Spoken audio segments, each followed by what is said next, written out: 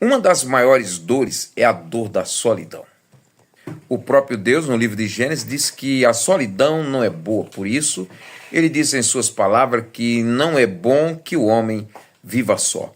Quando Jesus palmilhou por essa terra, lá no monte do Getsemane, a Bíblia diz que ele se sentiu só, a ponto dele chorar, dele orar nas suas orações, e ele disse: Pai, se possível, passa de mim esse cálice. Ele sentiu-se a dor da solidão, uma dor tão agoniante, onde nem mesmo seus discípulos puderam suportar. Pedro, Tiago e João acabaram dormindo porque ouviram as orações de Jesus e eram pesarosas para eles, mostrando aí o grau de solidão em que o Cristo de Deus se sentia.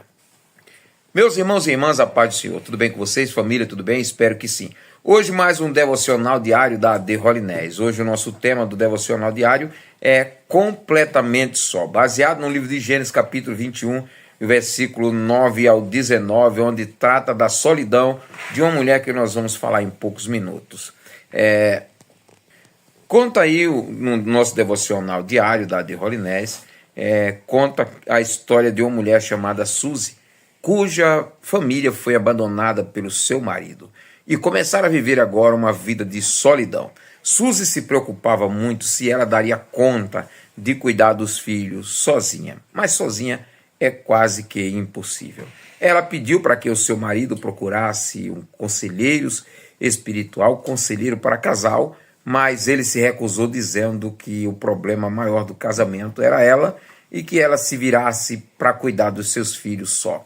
A Bíblia registra a história de uma família também que passaram por essa dor. A Bíblia diz que Sara, querendo ajudar a Deus, querendo logo o filho da promessa, oferece uma escrava para o seu marido Abrão.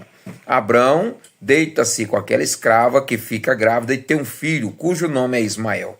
Porém, a Bíblia diz que Deus, cumprindo aquilo que ele havia prometido a Abrão, que lhes daria um filho mesmo na sua velhice, ele dá um filho a Sara chamado Isaque.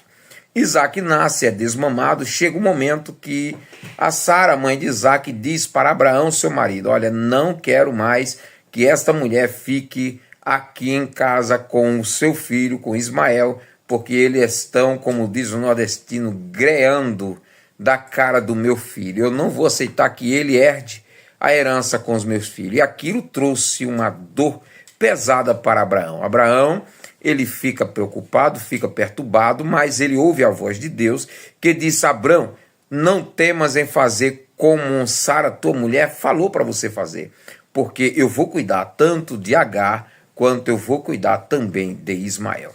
Abraão, no outro dia, manda embora a escrava Agar, com alguns pães e um pouco de água em uma botija. Ela vai embora.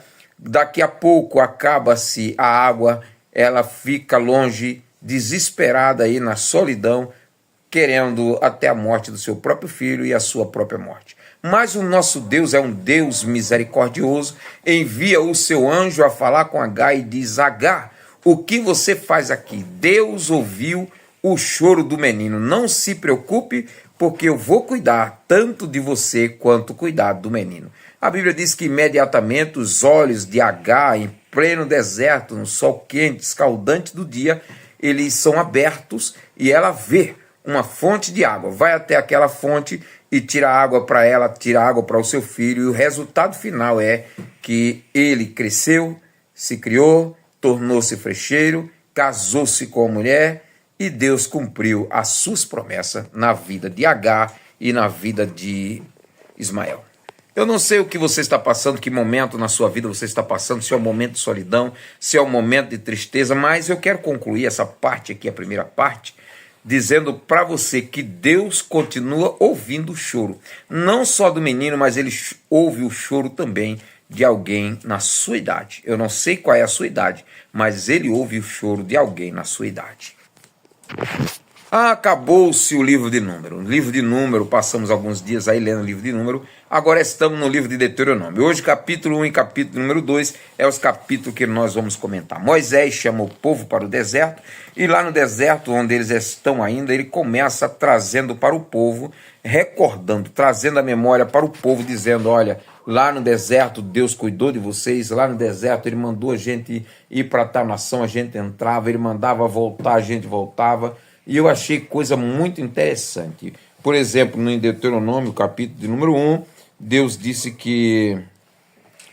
A Bíblia diz que Moisés, ele ouve as ideias dos líderes. Eu escrevi aqui no meu rascunho a qualidade do líder que escuta as pessoas.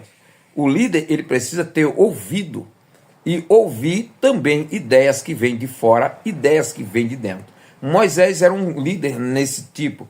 A Bíblia diz que Moisés escreve aqui dizendo: quando vocês me deram a ideia de eu enviar espias para espiar a terra, enviar um espia de cada terra, eu fiz. Então mostra que a ideia não era de Moisés, a ideia vinha de pessoas de fora, mas o que nos chama a atenção era que Moisés era um líder que ele sabia ouvir.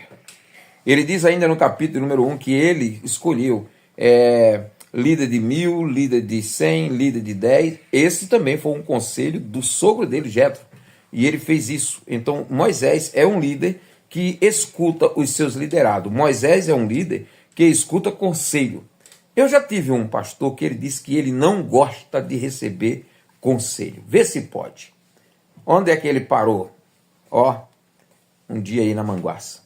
Mas deixa ele para lá. Vamos continuar aqui no capítulo de número 2 de Deuteronômio. Capítulo 2 de Deuteronômio, eu aprendo aqui: o que é teu, o que é meu, é meu.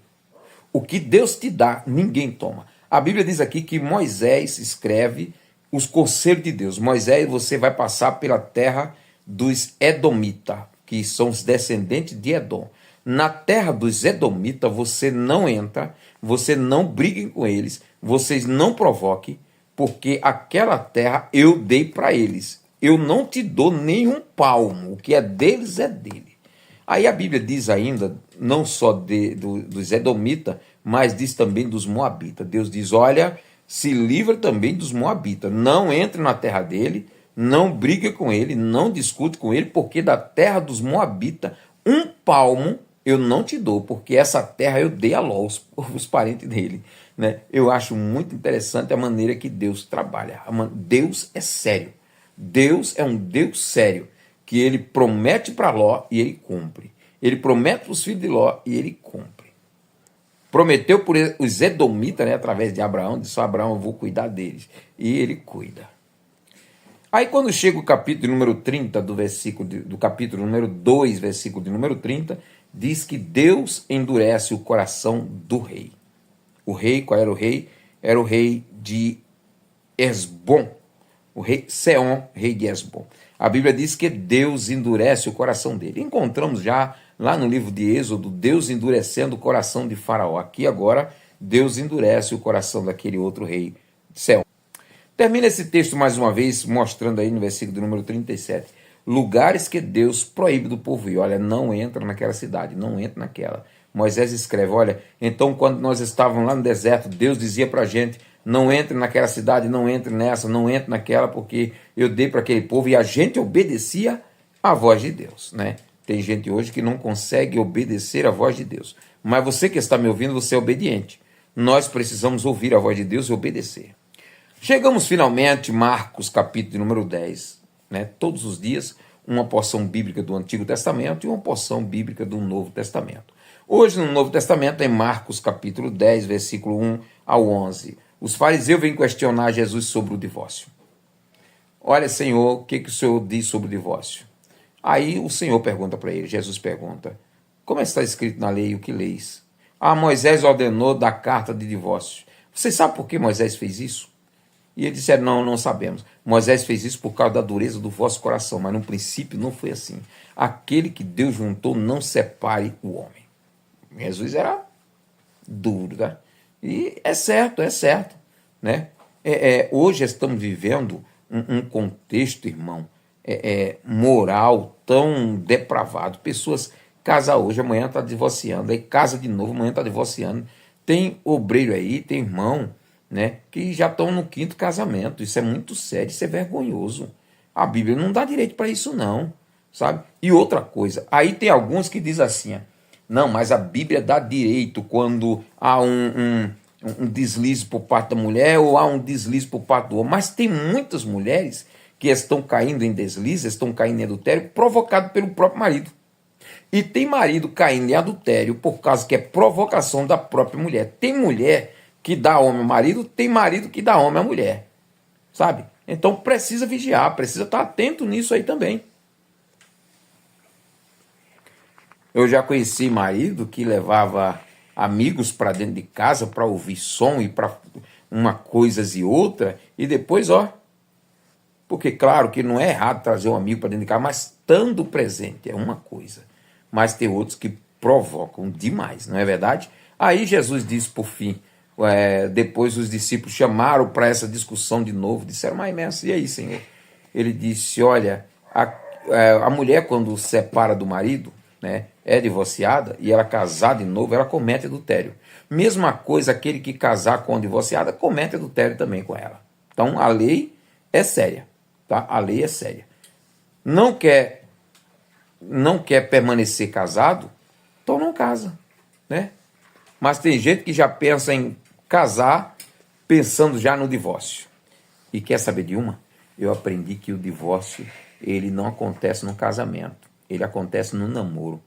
Tem muita gente no namoro, ele já sabe que o casamento dele não dá certo, não vai dar certo, tem tudo para dar errado. É uma desobediência, é uma falta de respeito, é um cobra-cobra, é um exagero, sabe? Então a pessoa já sabe que vai dar errado, mesmo assim temam e casam. Aí casa, amanhã está chorando. Casa, amanhã está separando. Casa, amanhã está divorciando. Aí faz como uma música mundana que diz assim, casa, separa, separa, separa e casa. A vida do crente não é assim não, tá? A vida do crente é diferente. Casou, casou. Tem a obrigação de cuidar de um do outro, até que a morte o separe. Eu não gosto, não sou muito fã, né, de pregadores que faz você rir. Eu sou mais fã daqueles pregadores que pregam a mensagem e você chora. Mas tem um pregador que faz o povo rir aí, que ele diz o seguinte, se você casar e quiser separar, ele fará uma oração para que Deus mate um ou outro. E isso eu acho interessante, eu acho bonito nele, tá? E deveria ser assim. Um grande abraço, Deus abençoe e amanhã tem mais.